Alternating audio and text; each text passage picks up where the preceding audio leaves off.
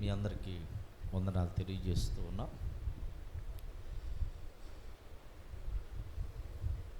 అపోస్తుల కార్యాల్లో నుండి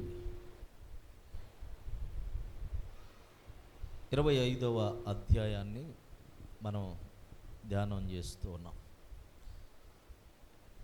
పౌలు వారు ఆయన్ని యెరూషలేములో ఆయన్ని బంధించారు.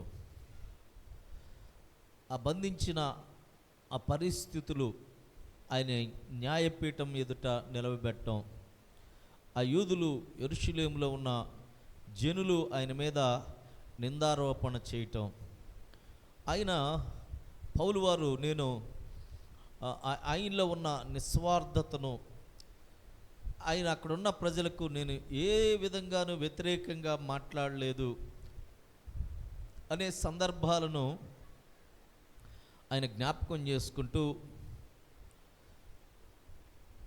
ఆ నేరస్థాపన చేస్తూ ఉన్న ప్రజల ఎదుట తాను ఏ విధంగా నిలబడ్డాడో అనే మాటలను మనం ధ్యానం చేస్తూ ఉన్నాం. చూడండి, 25వ అధ్యాయం మొదటి వచనాన్ని మనం చూస్తే, ఫెస్తు ఆ దేశాధికారమునకు వచ్చిన 3 దినములకు కైసరయ నుండి యెరూషలేమునకు వెళ్ళెను. అప్పుడు ప్రధాన యాజకులు, యూదుల్లో ముఖ్యులు పౌలు మీద తాము తెచ్చిన ఫిర్యాదు సంగతి అతనికి తెలియజేసిరి అనే మాటను మనం చూస్తూ ఉన్నాం. ఫెస్తు ఆయన అధికారమునకు వచ్చిన 3 దినములకు కైసరయ నుండి యెరూషలేమునకు వెళ్ళినట్లుగా మనం చూస్తూ ఉన్నాం. ఆయన అక్కడికి వెళ్ళినప్పుడు యూదులందరూ ఆయన ఎదుటకు ఈ పౌలు గారి గురించి ఫిర్యాదులు తీసుకురావటం అనేది జరుగుతున్న విషయాలను మనం ఇక్కడ చూస్తూ ఉన్నాం. వారు అంటున్నారు, ఆయన్ని యెరూషలేముకు తీసుకొని రండి, యెరూషలేముకు తీసుకొస్తే మార్గ మధ్యంలోనే ఆయన్ని చంపివేయాలి అనే ఆలోచనతో ఆయన్ని తీసుకొని రమ్మని వాళ్ళు తెలియజేస్తున్నట్లు మనం చూస్తూ ఉన్నాం. కాపుగాసి ఆయన్ని చంపాలని ఆలోచన చేస్తున్నట్లుగా మనం ఈ వాక్యాన్ని బట్టి మనం చూస్తూ ఉన్నాం. 3వ వచనంలో వారు అంటున్నారు, మరియు త్రోవలో అతన్ని చంపుటకు పొంచియుండి మీరు దయచేసి అతన్ని యెరూషలేమునకు పిలువనంపుంచుడని అతన్ని గూర్చి ఫెస్తు నొద్ద మనవి చేసిరి అనే మాటను మనం చూస్తూ ఉన్నాం. చూడండి, వాళ్ళ మనస్తత్వం, వాళ్ళ ఆలోచన విధానం ఎట్లాగుందో మనం చూస్తూ ఉన్నాం. వాళ్ళు యూదులే, ఈయన యూదుడే అయినప్పటికీ ఆయన క్రీస్తును అంగీకరించిన వాళ్ళు క్రీస్తును అంగీకరించిన వాళ్ళు, ఈయన పునరుద్ధానం ఉంది అని బోధించిన వాళ్ళు పునరుద్ధానమునకు అనుకూలంగా లేని కొందరు ఆయన మీద నిందారోపణ చేసి ఆయన చంపటం కోసం యెరూషలేముకు తీసుకొని రమ్మని వాళ్ళు తెలియజేస్తున్న ఈ మాటలు కైసరయాలో ఆయన 10 దినాలు ఉంచారంట. అక్కడ నుంచి ఆయన తీసుకొని రండి, తీసుకొని వస్తే మార్గ మధ్యంలోనే మేము చంపేస్తాం అని వాళ్ళలో ఉన్న ఆ కుట్ర, ఆ భావాన్ని తెలియజేస్తూ వాళ్ళు చెప్తున్న ఈ మాటలు మనం వింటూ ఉన్నాం. చాలాసార్లు ఇటువంటి సంఘటనలని మనం పౌలు గారి జీవితంలో జరిగిన విషయాలు మనం చూస్తాం. చూడండి, 23వ అధ్యాయం 12వ వచనాన్ని మనం చూస్తే అక్కడ ఒక సంఘటన జరిగింది. చూడండి, ఇంతకుముందు జరిగిన సంఘటనలు మనం చూస్తే 23వ అధ్యాయం 12వ వచనం. అప్పుడు ఫెస్తు ఆ సభ వారితో ఆలోచన చేసిన తర్వాత కైసరు ఎదుట చెప్పుకొనునంటివే కైసరు యొద్దకే పొమ్మని ఉత్తరం ఇచ్చెను. కొన్ని దినములైన తర్వాత రాజైన అగ్రిప్పయు పెంతికొయ్యు అమ్మా 13వ వచనం.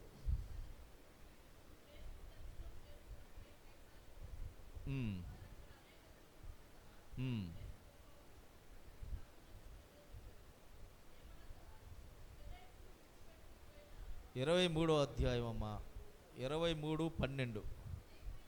ఉదయమైనప్పుడు యూదులు కట్టుకట్టి తాము పౌలును చంపు వరకు అన్నపానములు పుచ్చుకొనమని ఒట్టు పెట్టుకొనిరి అనే మాటను మనం చూస్తా ఉన్నాం. పౌలును చంపటమే వారి ఉద్దేశం. చూడండి, మన ఈ మధ్య కాలంలో జరిగిన సంఘటనలే. ఆయన ప్రవీణ్ గారి విషయంలో కూడా చాలామంది ఆయన మాట్లాడుతున్న మాటలకు నిజం మాట్లాడితే, యథార్థతను తెలియజేస్తే, ఉన్నది ఉన్నట్లుగా చెబుతూ ఉన్నప్పుడు చాలామందికి నచ్చదు, చాలామందికి దాన్ని బట్టి నడుచుకోవటానికి ఇష్టం ఉండదు. కనుక ఏదో ఒక విధంగా ఇటువంటి వారిని లేకుండా చేయాలి, ఈ నిజాలను బయట పెడితే ఇబ్బందిగా కలుగుతుందన్న ఆలోచనతో చాలామంది ఇటువంటి ఆలోచనలు చేసి చంపాలని కుట్ర చేసేవారిని మనం చూస్తూ ఉన్నాం. వీరు కూడా అదే చేశారంట. ఆ 13వ వచనంలో, ఈ కుట్రలో చేరిన వారు 40 మంది కంటే ఎక్కువ ఉన్నారు. 15వ వచనంలో, కాబట్టి మీరు మహాసభతో కలిసి అతన్ని గూర్చి మరీ పూర్తిగా విచారించి తెలుసుకొనబోవున్నట్టు అతన్ని మీ యొద్దకు తీసుకొని రమ్మని సహస్రాధిపతితో మనవి చేయుడి.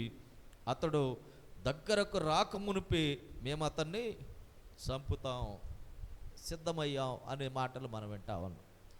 ఇక్కడ కూడా అదే చెప్తున్నారు వాళ్ళు. అతన్ని కైసరయ్య నుండి యెరూషలేముకు తీసుకొని రండి, ఆ మధ్యలోనే మేము వారిని చంపేస్తాం అనే మాటను మనం చూస్తాం.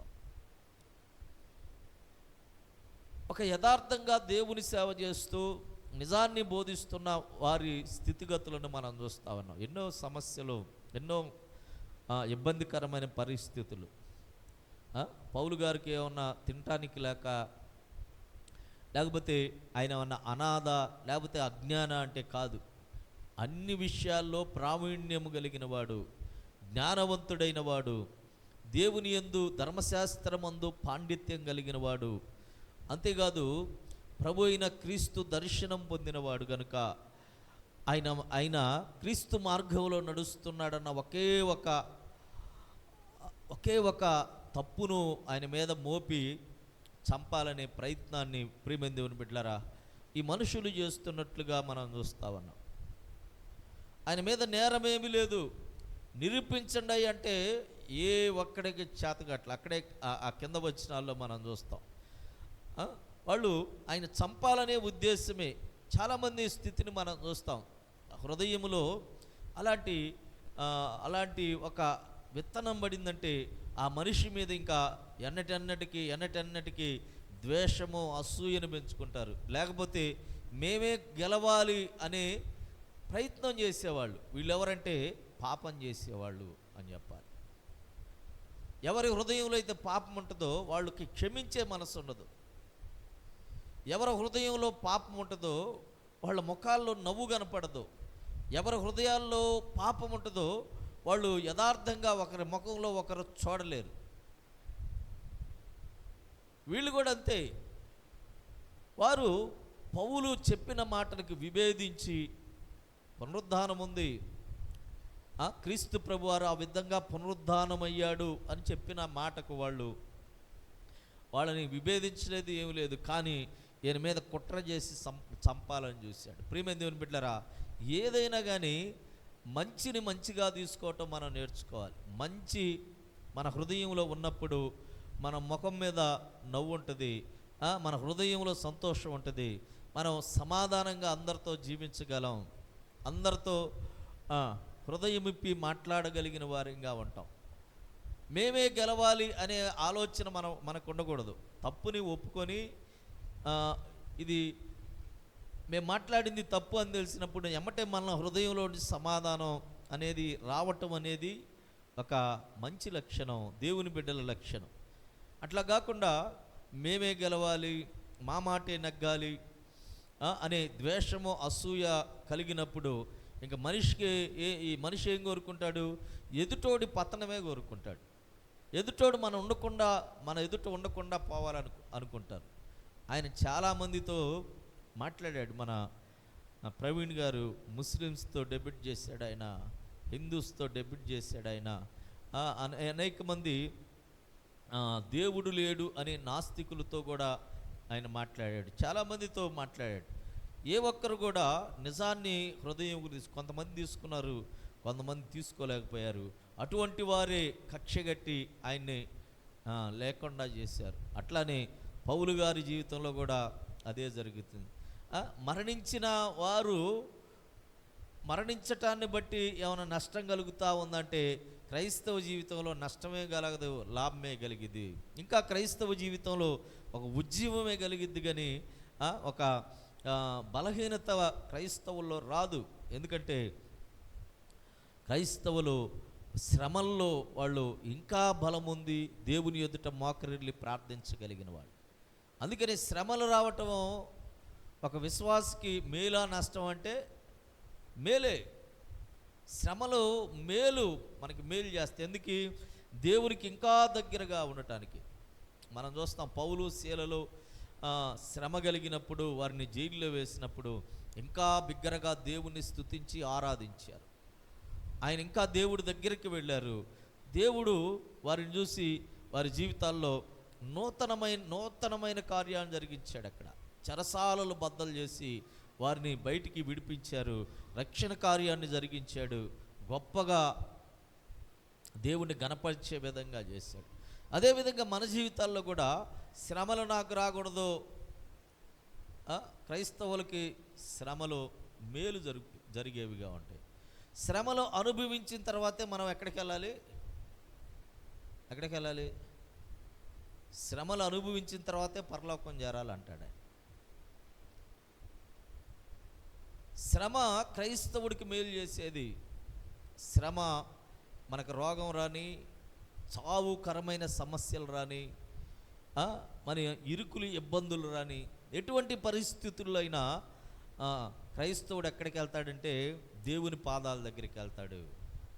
విశ్వాసం లేనివాడు ఎక్కడికి వెళ్తాడంటే ఎదుటివాడికి దగ్గరికి వెళ్ళి చేతులు చాపుతాడు. ఎదుటివారి కనికిరాన్ని కోరుకుంటారు, కానీ క్రైస్తవుడైతే దేవుని పాదాల దగ్గరికి వెళ్తాడు.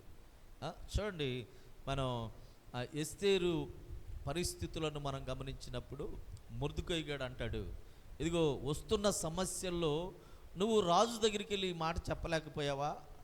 ఇదిగో నువ్వు చెప్పలేకపోతే మేము ప్రార్థన చేస్తాం, మాకు ఏదో ఒక దిక్కు నుంచి దేవుడు సహాయం పంపించగలిగిన సమర్థుడైన దేవుడు మా దేవుడు అంటాడు.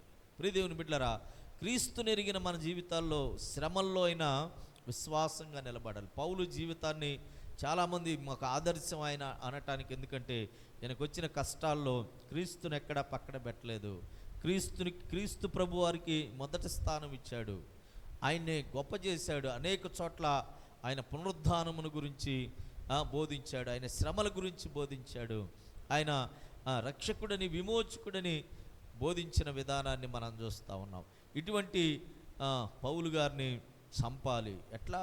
మార్గ మధ్యలోనే చంపేస్తాం, ఎవరికి తెలియకుండానే చంపేస్తాం అని వీళ్ళు మాట్లాడుతున్న ఈ మాటలు మనం వింటా ఉన్నాం.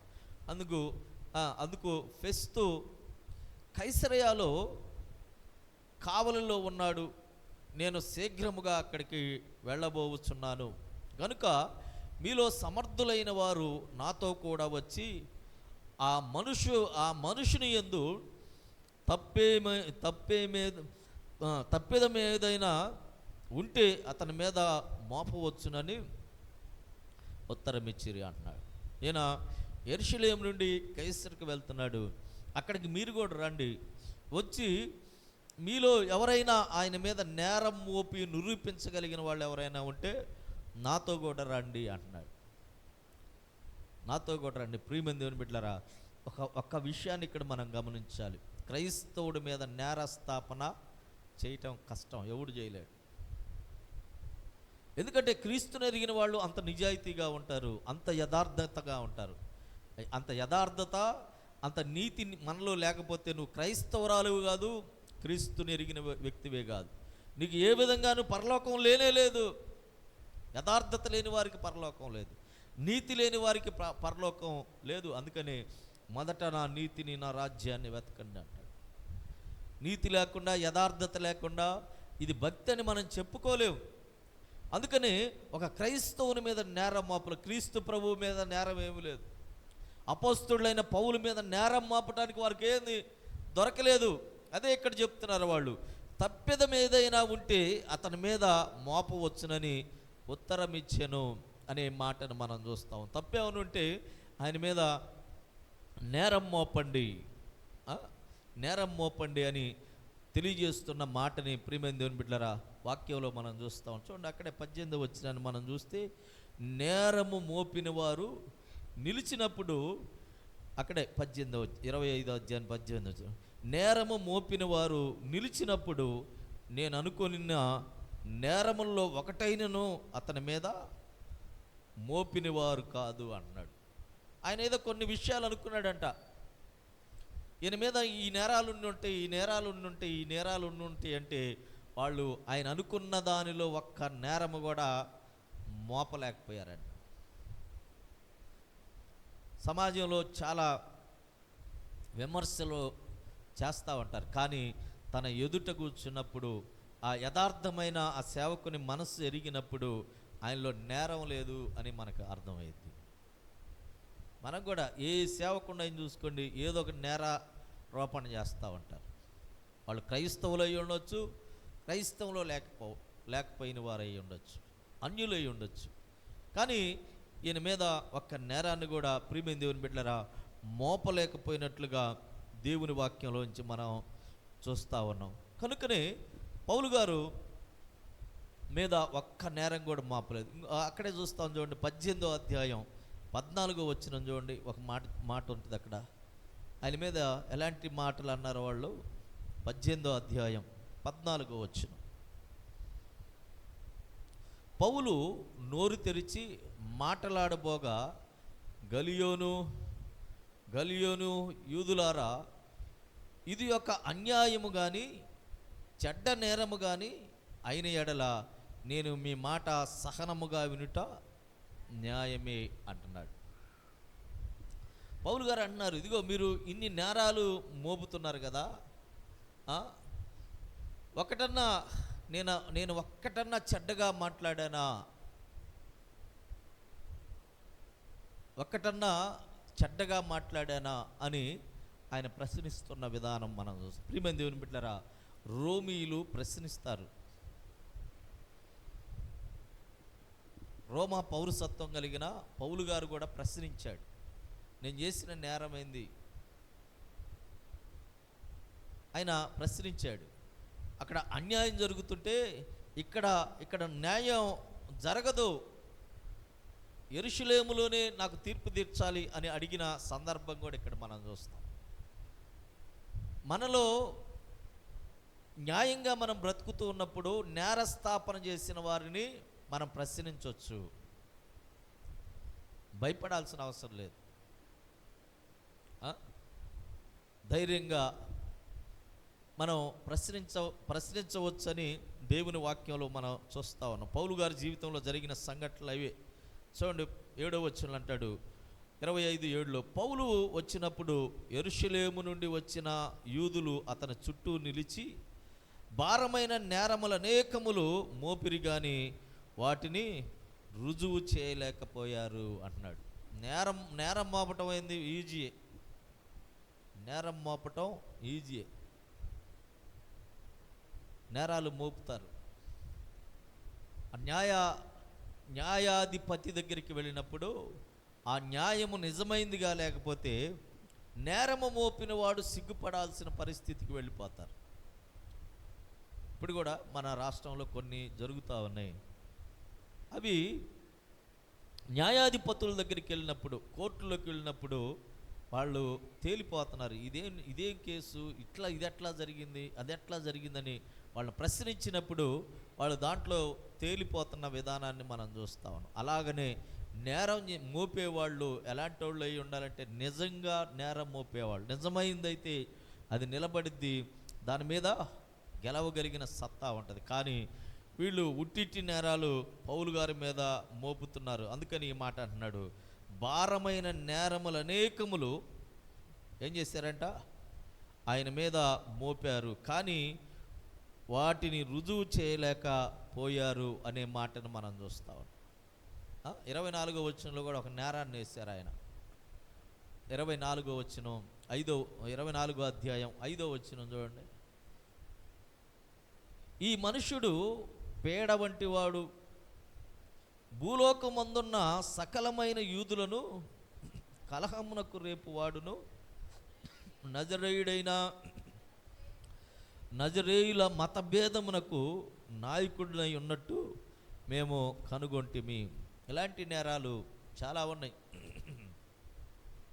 ఇలాంటి నేరాలు చాలా ఉన్నాయి. చూడండి, మార్కు సువార్తలో కూడా ఒకటి చూస్తాం. 15వ అధ్యాయం 3వ వచనం చూడండి. 15వ అధ్యాయం 3వ వచనం.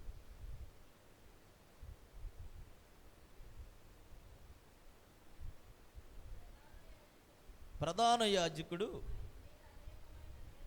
ఆయన మీద అనేక నేరములు మోపగా పిలాతు ఆయన్ని చూసి, మరలా నీవు ఉత్తరం ఏమీ చెప్పవా, నీ మీద వీరు ఎన్నెన్నో నేరములు మోపుచున్నారు చూడుమనెను. ప్రియమైన దేవుని బిడ్డలారా, యేసు ప్రభు వారి మీద కూడా ఎన్నెన్నో నేరాలు మోపారు. మనకు నచ్చకపోతే మనం ఏం చేస్తాం, వేసేయటమే నిందలో, వాళ్ళ మీద బండ్లో, మనం లేపగలిగిందల్లా తీసుకెళ్ళి వాళ్ళ మీద వేయాలని చూస్తాం. ఎంత ఘోరం అది, అది పాపం. అదే కల్మషం అంటారు. నచ్చకపోతే కాదు, వాళ్ళు చెప్పింది నిజమా అబద్ధమా తెలుసుకోవాలి మనం.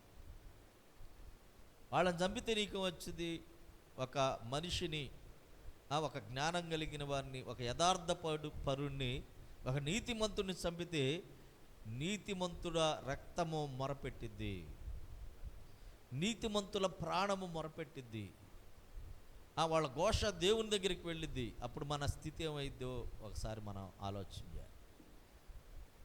అందుకనే ఈ రాళ్ళు బండలు వేయటం మనం మానేయాలి.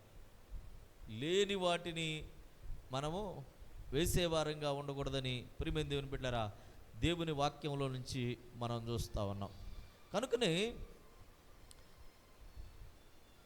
నేరస్థాపన చేసే ఈ యూదులు ఒక్క నేరం కూడా ఆయన మీద నిరూపించలేకపోయినట్లుగా దేవుని వాక్యంలోంచి మనం చూస్తా ఉన్నాం. అయితే ఫెస్తు 9వ వచనం, యూదుల చేత మంచివాడనిపించుకొనవలనని యెరూషలేమునకు వచ్చి అక్కడ నా ఎదుట ఈ సంగతులను గూర్చి విమర్శింపబడుట నీకు ఇష్టమా అని పౌలును అడుగుతున్నాడు.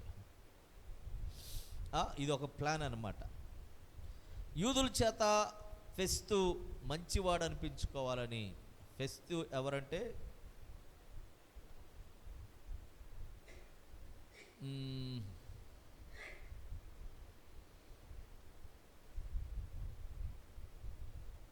ఈయనున్నాడు కదా,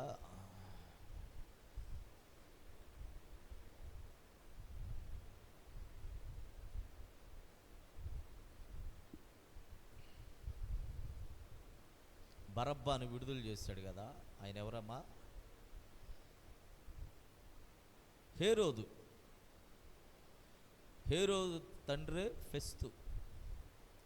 ఈయన 2 సంవత్సరాలు పరిపాలన చేశాడు. ఆ సందర్భాల్లో జరిగిన సంఘటనలు మనం చూస్తూ ఉన్నాం. ఇక్కడ ఆయన మంచి పేరు తెచ్చుకోవాలనే ఆలోచనతో ఈయన ఏం చేశాడంట, పౌలుతో అన్నాడు, నువ్వు యెరూషలేము వచ్చి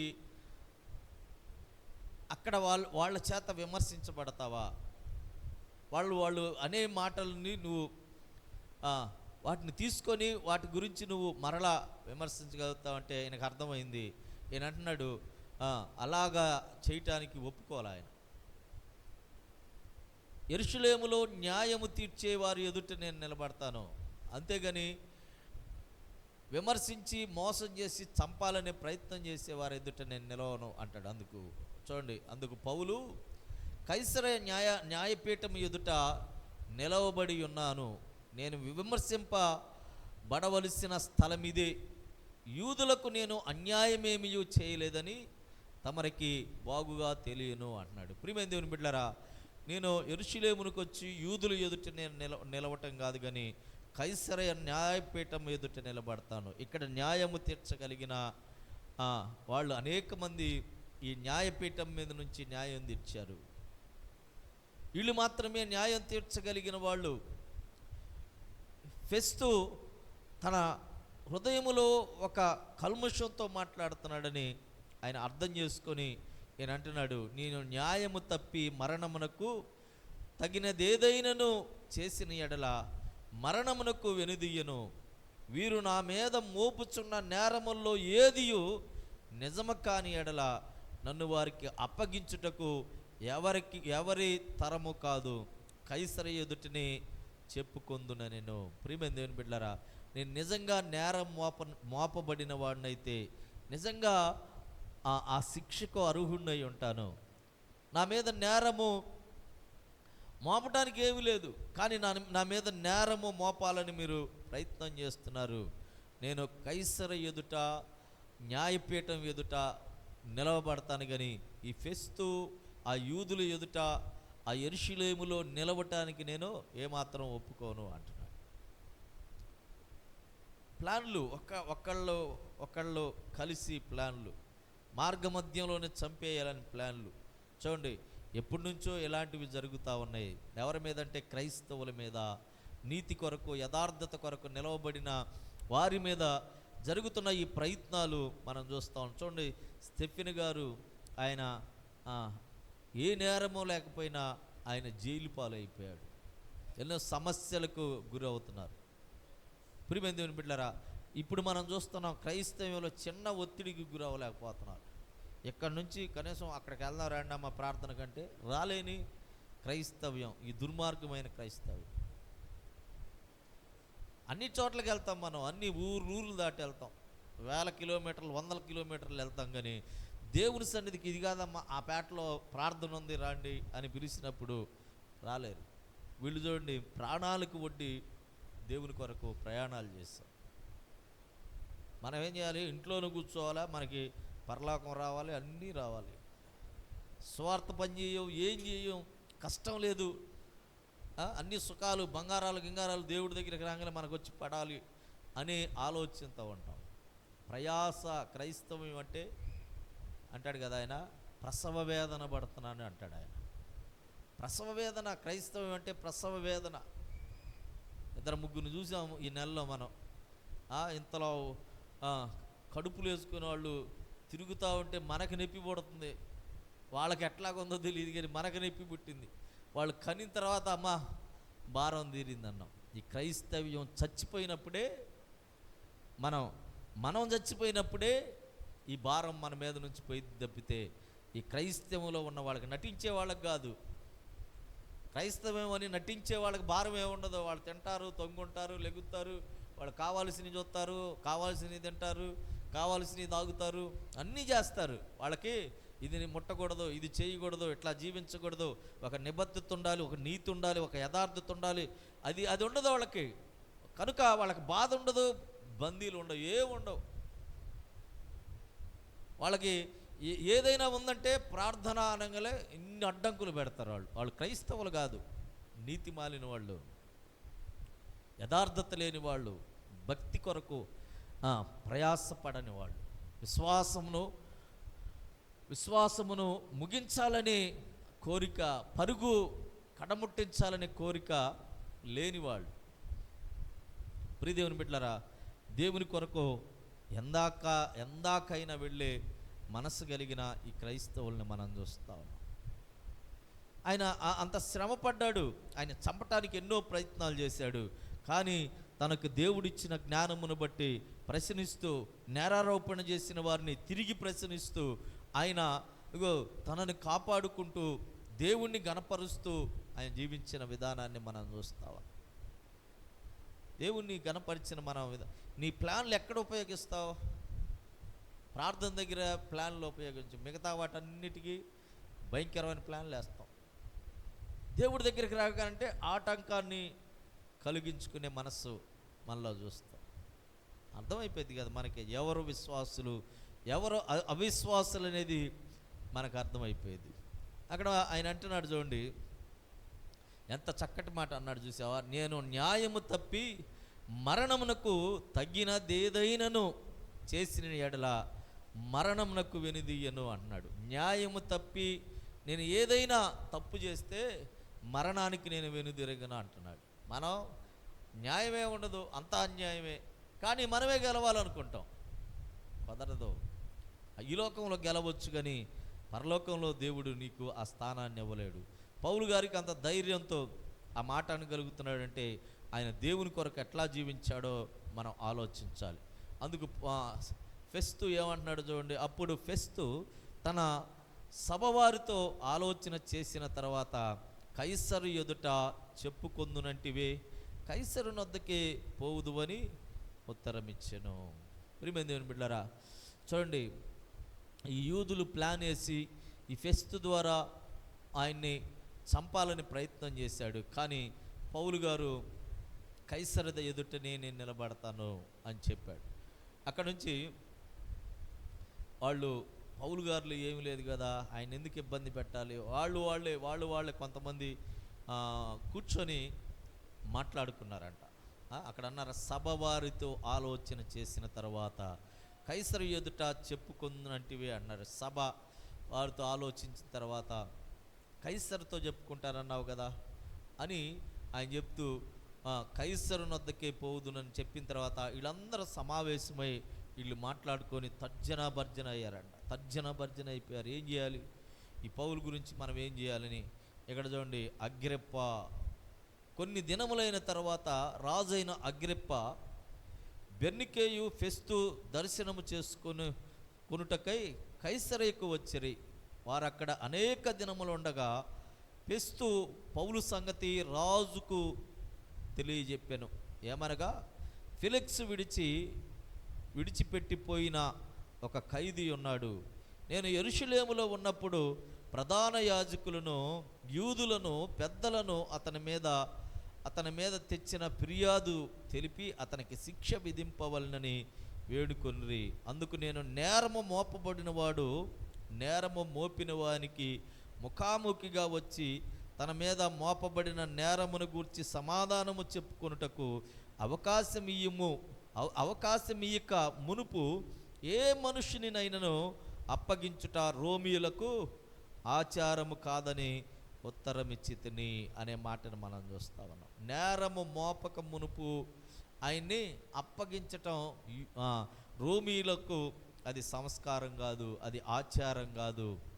కనుకని పౌలును అప్పగించలేదని మనం చూస్తూ ఉన్నాం. నేరము మోపిన వారు నిలిచినప్పుడు నేను అనుకొనిన నేరములో ఒకటి అయినను అతడి మీద మోపిన వారు కాదు. అయితే తమ మతమును గూర్చియు చనిపోయిన యేసు అను ఒకని గూర్చియు ఇతనితో వారికి కొన్ని వివాదములున్నట్టు కనపడినవి అంటున్నాడు. ప్రియమైన దేవుని బిడ్డలారా, వీళ్ళకి ఆయనకి ఎక్కడా తేడా అంటే మతము గురించి, యేసును గురించి. వాళ్ళు యోధా మతం, వాళ్ళు యెహోవా దేవుడని ధర్మశాస్త్రమును అనుసరించేవాళ్ళు. క్రీస్తు ప్రభు వారు ఇప్పుడు కూడా జరుగుతుంది యెరూషలేములో, మనం అదే ఇప్పుడు కూడా ఇజ్రాయిల్లో జరుగుతున్నది అదే. క్రీస్తుని అంగీకరించిన వాళ్ళు అనేక మంది ఉన్నారు. కొంతమంది క్రీస్తును అంగీకరించిన వాళ్ళు ఉన్నారు. అప్పటి నుంచి ఇప్పటికి కూడా జరుగుతున్న ఆ పరిస్థితులను మనం చూస్తూ ఉన్నాం. యేసుక్రీస్తు గురించి ప్రకటిస్తున్న పౌలు మీద నిందారోపణ చేశారు. మత భేదాన్ని సృష్టించేవాడు అని అన్నారు.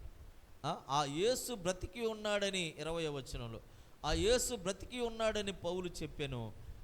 నేనిట్టి వాదముల విషయమై ఎలాగున విచారింపవలెనో ఏమియు తోచక యెరూషలేమునకు వెళ్ళి అక్కడ ఏటిని గూర్చి విమర్శింపబడుటకు అతనికి ఇష్టమవునో అని అడిగి తిని అంటున్నాడు. అతని దగ్గరికి వెళ్ళి నువ్వు దేని గురించి విమర్శించాలి నిన్ను అని, దేని గురించి విమర్శిస్తే నీకు ఇష్టమో అడగాల అంటున్నాడు.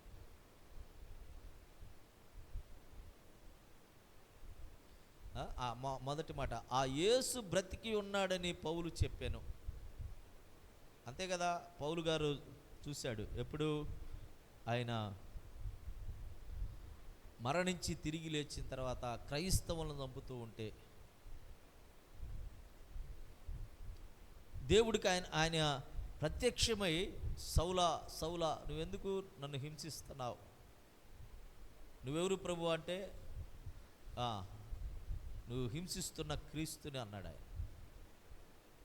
ఆయన లేడు, తిరిగి లేచాడని తెలుసుకున్న పౌలు ఆయన లేచాడని చెబుతున్నాడు, బ్రతికి ఉన్నాడని చెప్తున్నాడు. అదే క్రైస్తవుల నిరీక్షణ.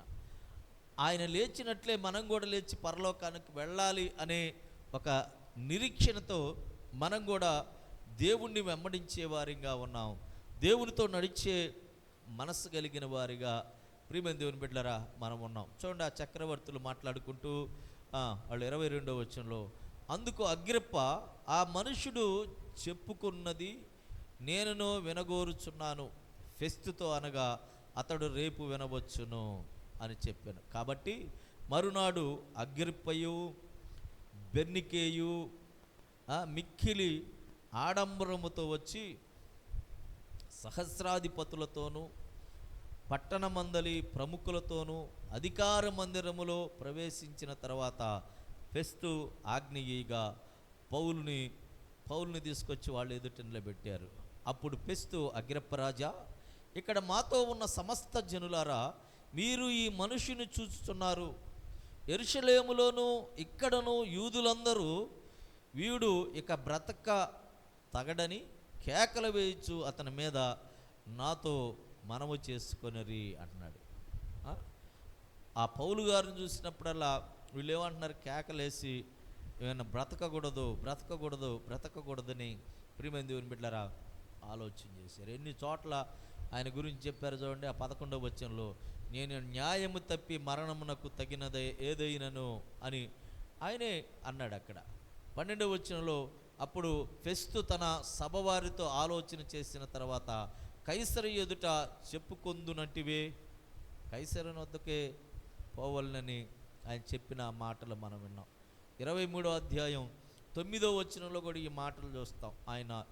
ఆయన్ని చంపాలనే ప్రయత్నాలు జరుగుతూనే ఉన్నాయి. ప్రియమైన దేవుని బిడ్డలారా 25వ వచనంలో మనం చూస్తాం, ఇతడు మరణమునకు తగినది ఏమీ చేయలేదని నేను గ్రహించి ఇతడు చక్రవర్తి ఎదుట చెప్పుకొందునని అనినందున ఇతన్ని పంప నిశ్చయించి ఉన్నాను అని ఫెస్తు అగ్రిప్ప రాజుతో తెలియజేస్తున్న ఈ మాటలు మనం చూస్తాం.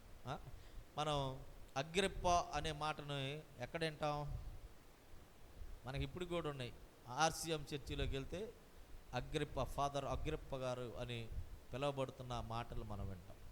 ఇక్కడ నుంచే వాళ్ళు ఈ మాటను తీసుకొని వాళ్ళు పేరులో పెట్టుకున్నట్లుగా ప్రియమైన దేవుని బిడ్డలారా మనం లోకంలో మనం చూస్తూ ఉంటాం. చూడండి, అక్కడ ఇతడు మరణమునకు తగిది ఏమీ చేయలేదు అన్నాడు. అయినా కానీ ఆయన నెలలుగా ఆ జైల్లో మొగ్గుతూ ఆ యూదుల మధ్యలో నిలబడి నేరస్థాపన చేసేవారు ఎదుట నిలబడి ఆయన ఎన్నో శ్రమలను అనుభవించాడు, ఎన్నో ఇబ్బందులు పాలయ్యాడు.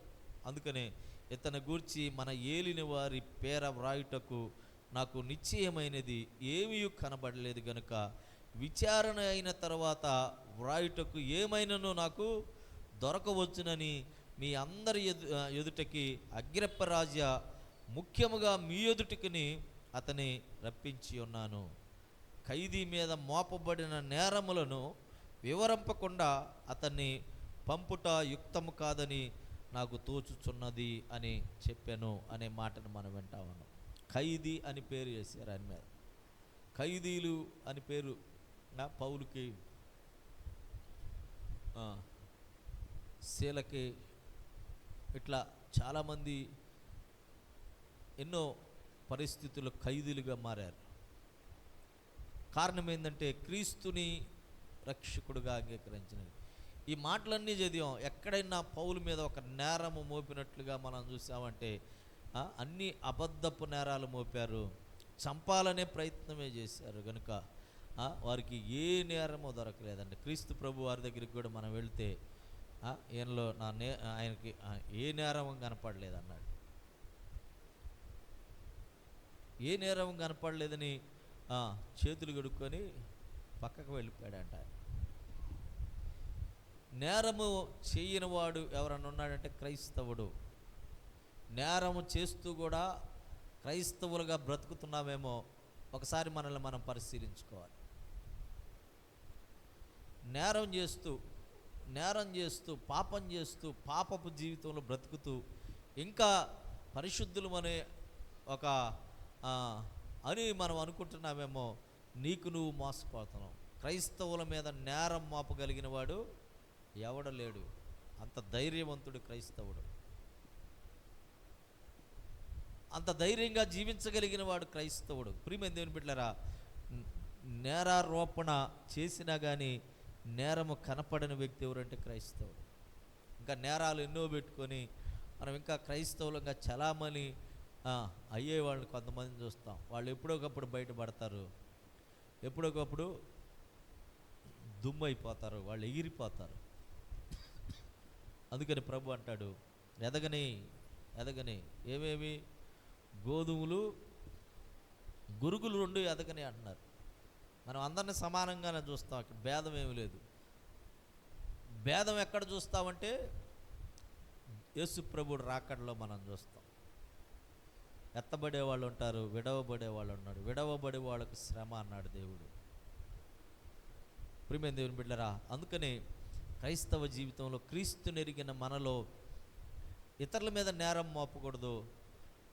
మనల మీద నేరం మోపిన నిందారహితులంగా మనము లోకం ఎదుట దేవుని ఎదుట మనం నిలబడవలసిన వారిగా ఉంటున్నామని ఆలోచిస్తూ పౌలు గారిని ఒక ఆదర్శంగా తీసుకుంటూ, యూదులు నేరం మోపిన ఆయన, నాలో నేరం ఉంటే నేను చావటానికైనా సిద్ధం అన్నాడు. ఆయన నాలో ఏదైనా నేరం ఉంటే దేవుడు అసలు ఊరుకోడు, నన్ను చంపేస్తాడు అంటున్నాడు. కనుకనే మనల్ని మనం పరిశీలించుకొని ప్రార్థన చేద్దాం. ఇంకా క్రైస్తవులు అనుకుంటూ శ్రమ లేని జీవితాన్ని జీవిస్తూ సంతోషిస్తూ సుఖిస్తున్న వారిగా మనం ఉండకూడదు. కానీ క్రీస్తు నిమిత్తమై శ్రమ పడుట, క్రీస్తు నిమిత్తమై నిందలు అనుభవించుట, క్రీస్తు నిమిత్తమై హింస పొందుట గొప్ప భాగ్యమని ఎంచుకొని క్రీస్తు కొరకు బ్రతికిన వారిని ఆదర్శంగా తీసుకొని మనం నడవాలి. అపోస్తుల కార్యాలు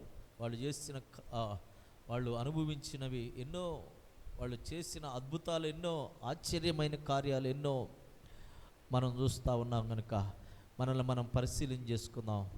ఒకసారి మనల్ని మనం మనసు విప్పి మనం మాట్లాడుకుందాం. ప్రభు ఎదుట నువ్వు ఎట్లాగుంటున్నావు? పౌలు గారు ప్రభు ఎదుట నిందారహితుడిగా ఉన్నాడు. నేను నేరం చేస్తే చావటానికని నేను సిద్ధమని అన్నాడు. మనము నేరస్తులంగా దేవుని ఎదుట కనపడటం కాదు, కానీ నేరము లేని వారంగా దేవుని కొరకు హింస పొందేవాళ్ళం కనుక దేవుని మనకు భారం ఏమి లేదు. సుఖంగా జీవించేవాడికి, తాగేవాడికి బాధ లేదు, తిరిగేవాడికి ఏ బాధ లేదు. క్రీస్తు కొరకు జీవించేవాడికి బాధ. నీకు బాధ ఏమి లేదేమో ఒకసారి పరిశీలించుకో. ఏ విధంగానూ శ్రమ అనుభవించటం నీకు ఇష్టం లేదేమో నువ్వు పరిశీలించుకో. క్రీస్తు కొరకు జీవించినప్పుడు అనేకమైన నిందలు, అవమానాలు మన మీదకి వస్తూ ఉంటాయి. దేవుడు దీవిస్తాడు, దేవుడు దీవిస్తాడు, దేవుడు దీవిస్తాడు అని చెప్పుకోవటం కాదు, కానీ ఇదిగో భక్తుల జీవితాల్లో ఎన్నో శ్రమలు అనుభవించారు, ఎన్నో ఇబ్బందులను దాటారు. వాళ్ళు నిర్దోషులుగా నిలబడ్డారు. క్రీస్తు నెరిగిన వారం మేము, నేరం మా మీద, ఇదిగో మీరు ఎంత మోపినా మేము నిర్దోషులమే అని నిరూపించుకున్నారు. మన నిర్దోషత్వాన్ని కూడా మనం నిరూపించుకోవాల్సిన వారిగా ఉంటున్నాం. మన యథార్థమైన భక్తిని మనం నిరూపించుకోవాల్సిన వారిగా ఉంటున్నామని మనల్ని మనం పరిశీలన చేసుకుందాం. ఇగో ఒంటరి జీవితం, ఒంటరి ప్రార్థన, వాక్యపు లోతుల్లోకి మనం వెళ్ళే మనసు కలిగిన వారిగా ఉందాం. ప్రభు కొరకు ఎందాకైనా వెళ్ళగలిగిన ఆ ఆత్మశక్తిని మనం పొందుకుందాం. ప్రభు సన్నిధిలో ప్రార్థన చేద్దాం. ప్రేమ కలిగిన తండ్రి, పరిశుద్ధుడా, మీకు వందనాలు, స్తోత్రాలు చెల్లిస్తూ ఉన్నాం ప్రభా. అయా మంచి కాపరివి, మా విమోచకుడవు తండ్రి, మీకు వందనాలు నాయనా, స్తోత్రాలు నైనా తండ్రి. అపోస్తుల కార్యాల్లో తండ్రి ఆత్మ పొందిన కొలది ప్రభా, మీ బిడ్డలు మీ కొరకు అనేక శ్రమలు అనుభవించిన వారు, అనేక ఇబ్బందులు ఎదుర్కొన్న వాళ్ళు, అయా లేమిలో కలుమిలో ప్రభా, ఆపదల్లో నైనా ఇదిగో తండ్రి నిద్రలేమి రాత్రులు ఎన్నో గడిపారు ప్రభా. ఇదిగో అనేక మంది చేత విమర్శించబడ్డారు, నీతిమంతులుగా తీర్చబడి నైనా మీ కొరకు హతసాక్షులై ప్రభా, అయా మిమ్మల్ని ఘనపరిచిన వారిని ఎంతమందో చూస్తున్నాం. వారిలో పౌలు గారి జీవితాన్ని మేము పరిశీలిస్తున్నాం ప్రభా. అయా పౌలు గారు నైనా ఎంత శ్రమ పడ్డారో నైనా, ఎన్ని హింసలు పొందాడో, ఎన్ని దెబ్బలు అనుభవించాడో నైనా. ఇదిగో తన కోసమైతే కాదు, క్రీస్తుని కొరకు, క్రీస్తుని ఎరగని ముందు నాయన అయా ప్రభా అనేక మందిని చంపినవాడు, అనేక మందిని దూషించినవాడు, అనేక మందిని హింసించినవాడు ప్రభా. అయా అటువంటి నైనా పౌలు గారు తండ్రి మిమ్మల్ని ఎరిగిన తర్వాత తనే శ్రమ పడ్డాడు, తనే హింస పడ్డాడు, తనే నైనా ఇదిగో విమర్శకుల ఎదుట నిలవబడ్డాడు నైనా తండ్రి. ఇదిగో యథార్థవంతుడుగా క్రీస్తును అంగీకరించి క్రీస్తును బోధించిన వాడిగా ఉన్నట్లుగా మా జీవితాల్లో కూడా అటువంటి ప్రత్యక్షత మేము అనుభవించినట్లు మీ కృపను దయచేయండి అయ్యా నైనా. ఇదిగో ఆ భారము సంఘంపై నిలిచినట్లు మీ కృపను దయచేయండి. వచ్చి పోయేవారిగా కాదు కానీ అనేక మందిని రక్షించేవారిగా మేము ఉండటానికి, అనేక మందిని పలకరించేవాళ్ళుగా మేము ఉండటానికి, అనేక మంది పైన ప్రేమ చూపించేవారిగా ఉండటానికి, క్రీస్తు మరణ పునరుద్ధానముల గురించి ప్రకటించేవారిగా మేము ఉండటానికి మీ కృపను దయచేయమని ప్రార్థన చేస్తూ ఉన్నాం అయా నైనా తండ్రి. బలహీనతలో ఉన్న వారిని బలపరచండి అయా నైనా తండ్రి. ఎవరైతే మీ కొరకు నిలబడాలని ఆసక్తి చూపిస్తున్నారో వారిని మీ ఆత్మశక్తి చేత నింపండి నాయన. బలమైన కార్యములు జరిగించి ఈ లోకమును ముగించినట్లుగా అయా అయా తండ్రి, ఆ భారము ప్రతి ఒక్కరిపై నిలుచున్నట్లు మీ కృపను దయచేయండి నాయన. అయా నాయన తండ్రి, నశించిపోయేవారిగా అయా ఉండకుండానట్లుగా నాయన, మరణమును దాటి నాయన జీవములోకి వెళ్ళిన వారిగా ఈ లోకంలో మేము జీవించినట్లు మీ కృపను దయచేయమని ప్రార్థన చేస్తూ ఉన్నాం తండ్రి. అయా జ్ఞాపకం చేసుకోండి, చేరి కూడి ప్రార్థించిన ప్రతి ఒక్కరిని జ్ఞాపకం చేసుకోండి. ఏ విషయాల్లో మీ ఎదుట మొరపెడుతున్నారో, ఏ విషయాల్లో తమ హృదయాన్ని తెరిచారు నాయన, ఏ విషయాల్లో తమ నోటిని తెరిచి మీ ఎదుట ప్రార్థన చేస్తున్నారో ప్రభా, ఏ విషయాలను బట్టి నాయన మీ సన్నిధిలో కన్నీరు విడుస్తున్నారో అయా, ఏ విషయాల్లో ప్రభా అయా మీ కొరకు బలమొందాలని కోరుకుంటున్నారో ఆ విషయాల్లో మీరు బలపరిచి మీరు మహిమ పొందండి, స్వస్థపరచండి, విడుదలను దయచేయండి. సమాధానకరమైన స్థితిగతుల్లో మేము జీవించినట్లు మీ కృపను దయచేయండి అయా. పట్టి పీడిస్తున్న ప్రతి దురాత్మ శక్తులను నాయన యేసు నామములో తొలగించండి నాయన. అంధకారము చీకటి తొలగిపోవునట్లుగా మీ కృపతో మమ్మల్ని నింపి మీరు మహిమ పొందండి, మీరు ఘనతను అందమని మా ప్రభువును రక్షకుడైన యేసుక్రీస్తు ప్రభువారి నామంలో ప్రార్థించి వేడుకొని పొంది ఉన్నాము తండ్రి, ఆమేన్. మన తండ్రి అయిన దేవుని ప్రేమ, ప్రభు అయిన యేసుక్రీస్తు వారి కృప, పరిశుద్ధాత్మ దేవుని అన్యోన్య సహవాసము మనకును సకల పరిశుద్ధులకును సదాకాలం తోడయ్యుండి నడిపించునుగాక, ఆమేన్. అందరికీ వందనాలు.